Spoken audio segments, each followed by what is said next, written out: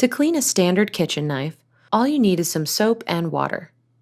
Turn the warm water on in your sink and squirt some dish soap onto a washcloth or sponge.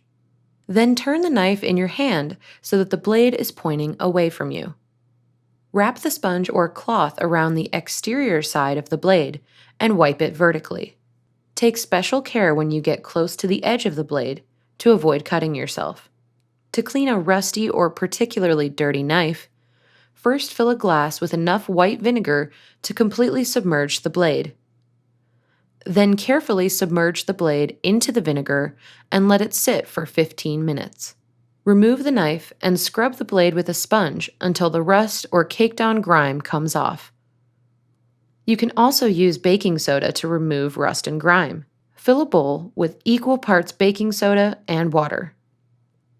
Mix the baking soda and water until it becomes a thick paste. Then apply it to your knife with a spoon. Scrub the blade with a clean toothbrush until the rust or dirt comes off. Finally, rinse your knife off with water.